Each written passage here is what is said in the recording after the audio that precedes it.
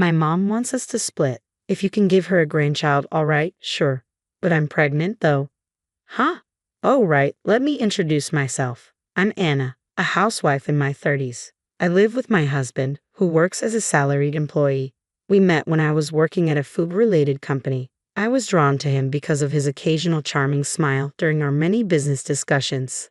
So, I took the initiative and asked him out. At first, he declined, saying, "Sorry, I'm flattered, but I have a girlfriend." However, a month later, he approached me and said, "I broke up with her. Can we start dating?" It turns out that after my confession, he started to see me differently. His girlfriend noticed the change in his behavior and asked, "Are you interested in someone else?" When he nodded, she suggested they break up, and he agreed. I felt guilty for ruining their relationship, but he reassured me with a smile, saying, "It wouldn't have lasted anyway. Don't worry." His words comforted me, and after dating for 3 years, we got married. At that time, he told me, "I want to have children after we get married. Could you be a housewife to support me and our future children?" I was working at an exploitative company and didn't want to continue there, so I agreed. I quit my job and became a stay-at-home wife, deciding to support my husband. The transition from working to becoming a full-time housewife was surprisingly difficult and confusing. But I didn't mind because our newlywed life was smooth sailing, and I was at the peak of happiness. Every day was fun and filled with joy, and not having any in-law issues was a big deal for me. My husband's parents lived just a 10-minute walk from our apartment. When I first found out my in-laws lived nearby, I worried they might visit frequently and make things difficult. However, my fears were unfounded. My in-laws were incredibly kind, often coming over to patiently and kindly teach me various things. They never complained about our struggle to conceive and even told me, "I love you more than any grandchild. I've always wanted a daughter since our family is mostly men. Please let me love you like a real daughter." I adored my mother-in-law for that, and I trusted my father-in-law, who was a man of few words but very reliable. However, this warm treatment only lasted for the first few years. Over time, my in-laws' attitudes changed. My father-in-law became even quieter, and my mother-in-law's demeanor shifted so drastically that I wondered if she had a split personality, or perhaps this was her true nature all along. To give you an idea of the change, it felt like she went from +100 to -100. My once loving mother-in-law had become rather tough on me. Because we lived nearby, my mother-in-law frequently popped by our house, and when my husband wasn't around, she would nag me incessantly. She pressured me to have a child soon, saying, "I want to see my grandchild already, and that's your duty as a wife." Not too long ago, she had told me that children are gifts from heaven and that they come naturally when the time is right, so there's no need to rush. Moreover, she began comparing us to other families, saying, "I heard the family next door just had a baby, and the lady next door is pregnant too." This added even more pressure on me. However, no matter how much my mother-in-law pushed, it didn't matter if my husband wasn't on board. At the beginning of our marriage, my husband did say he wanted kids, but about a year after we got married, he seemed to lose interest altogether. Even when I tried to initiate intimacy, he would turn me away, saying, "I'm tired. Let's do it some other day," or "You're bothering me. I'm trying to play my game." When I explained this to my mother-in-law, she didn't seem to understand or empathize, and she continued to pressure me about having a child, causing my stress level to build up day by day. Feeling overwhelmed by my mother-in-law's constant nagging, I confided in my husband about how hard it was being pressured to have kids. Begrudgingly, he said, "I don't see the need to rush," but I agreed to make more effort to have a child together. So we both tried, but no matter how long we waited, I never became pregnant. During this time, my mother-in-law continued to accuse me of not putting in enough effort, sparing my husband from any blame. I started to suspect that the stress from her constant pressure was affecting my ability to conceive. Unable to withstand it anymore, my husband and I decided to seek fertility treatments. Just when I thought I could finally breathe a sigh of relief, a new problem concerning my husband arose. Ever since we started fertility treatment, my husband has been acting cold towards me. He comes home from work and immediately retreats into his room to play video games, often ignoring me when I try to talk to him. That alone would have been bearable, but things took a turn for the worse when he started getting angry at me for spending a little money on sewing materials, my hobby, on stressful days. He'd take out his frustration on me. Whenever I tried to argue back, he'd quickly lose his temper and lash out, repeatedly saying, "Who do you think is providing for you? You're just a freeloader." and continued to behave selfishly. When I remind him that I only quit my job because he wanted me to, he doesn't seem to listen. One day, amidst all the ongoing chaos, my husband, who should have been off to work, was at home playing video games. When I asked, "Aren't you going to work?" he responded, "I quit." Apparently, he had quit his job without even discussing it with me. Shocked, I asked him why, and he snapped, "Get out of my business," and got angry. Frustrated by his uncooperative attitude, I had no choice but to accept the situation. I wasn't panicking about our finances as I thought we could manage with unemployment benefits and our savings. However, it became stressful when I noticed that my husband showed no interest in finding another job. With his job gone, he started staying home all day. I wished he would go out more, but his hobby was gaming. Aside from the occasional trip to the nearby convenience store for cigarettes, he spent all day at home playing video games. Compared to when he was employed, the time we spent together increased dramatically. If this had been back when we first started dating, I might have seen it as a good thing, having more time for intimacy. But not anymore. Spending more time with my husband, who, like my mother-in-law, had gone from being a plus 100 to a minus 100, only led to more marital disputes. Gradually, we realized that even just talking to each other was becoming stressful, leading to less and less conversation. I began to wonder, what's the point of continuing this marriage? I started feeling the limits of our current lifestyle and began thinking about ways to break free from it. One day, fed up with my husband wasting his time gaming at home, I finally lost my patience and snapped, "You're not a child. Stop playing games all the time. Find a job already." In response, my husband said, "Speaking of which, my mom told me to divorce you if you can't give her a grandchild." At that moment, I felt an unexpected gratitude towards my mother-in-law. Who would have thought she'd inadvertently assist me in this way? Ironically, I had discovered I was pregnant earlier that day and had planned to share the news that night. But now, perhaps it was best to keep that to myself, allowing me some distance from both my mother-in-law and my husband. I calmly replied, "All right, understood. Here are the divorce papers." I retrieved the already filled out documents from my drawer and handed them to him. My husband, clearly unprepared for my swift agreement to divorce, let alone for me to produce ready divorce papers, froze in surprise at the sight.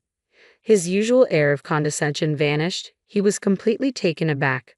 Though he seemed to struggle to say something, he felt compelled to follow his mother's advice and signed the papers without much hesitation. Throughout this process, he kept stealing glances at me, trying to gauge my reaction. After finalizing the divorce papers, we agreed to meet later to discuss matters like asset division. However, in truth, we had very little to divide. My husband, known for his spending on hobbies, had poured considerable money into gaming arcades despite criticizing my spending habits. Saving money was a foreign concept to him. My husband, who hadn't saved a penny since his bachelor days, continued this habit after we got married. As a result, we hadn't accumulated any savings or assets during our marriage. When it came time to discuss dividing our belongings, I thought our conversations were straightforward. However, my husband insisted there was more to discuss and pointed to a specific bank book, saying, "We still have our savings, right?" Indeed, that account held a significant amount, and he proposed dividing it. Yet that savings account wasn't subject to property division. This money, I saved before we got married, so it doesn't count in the property division, I explained. My husband's face drained of color upon hearing this, but he quickly recovered and suggested, "But surely this condo should be considered for division. I lived here too." With a firm and somewhat cold smile, I clarified the reality. "Unfortunately, the condo is solely under my name, so legally you have no claim to it. Moreover, I've already listed it for sale, so it's best for you to find new accommodations promptly to avoid any complications," I informed him. I had diligently saved for years with the goal of upgrading to a larger home, anticipating that the condo would eventually feel cramped. Even as a working professional, I had managed to amass substantial savings and purchase the condo during my single years, establishing a financial foundation of my own. The proceeds from selling the condo would enable me to build a new home downtown.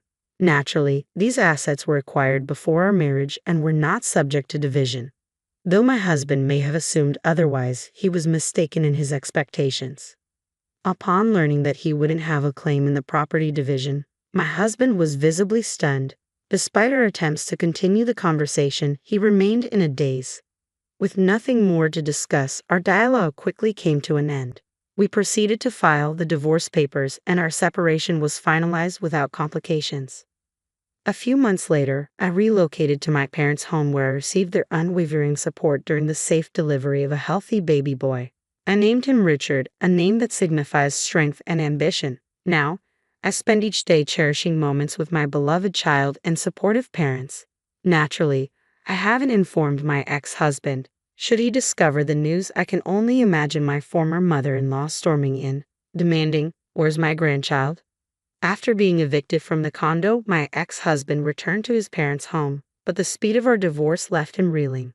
He became increasingly withdrawn, rarely leaving the house, and his appearance became so unkempt that he drew attention from the police when he did venture out. It was a pitiful sight. Later, I learned he had quit his job due to strained relationships at work, where his rude behavior and poor treatment of female colleagues had isolated him completely. Unable to tolerate the situation, he'd abruptly resigned. Perhaps his true nature had always been hidden. He had only shown kindness to me, a wolf in sheep's clothing. 3 years later, I found myself managing a craft store. My regular visits to a local craft store caught the attention of the owner, who approached me one day. "I'm considering retirement. Would you be interested in taking over, Anna?" she asked. With my parents providing strong support with childcare, I had ample free time and was considering re-entering the workforce.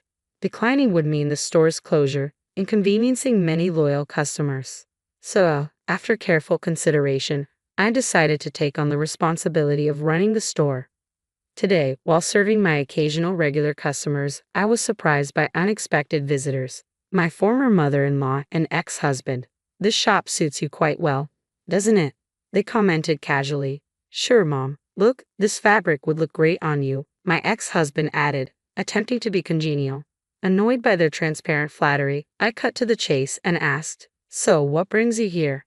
That's when my former mother-in-law blurted out something nonsensical. "Give me my grandchild back." Apparently, she had somehow learned about my child and had intentions of making him the heir to their family home.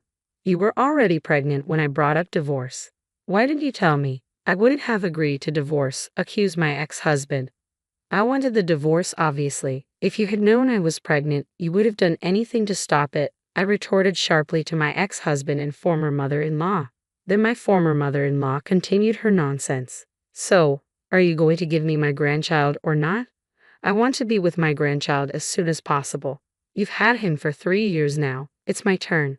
Stunned, I was interrupted by the arrival of my parents and my son Richard, who appeared with concern, asking, "What's going on? Is there a problem?" It turned out they had been alerted by a regular customer and rushed to the shop.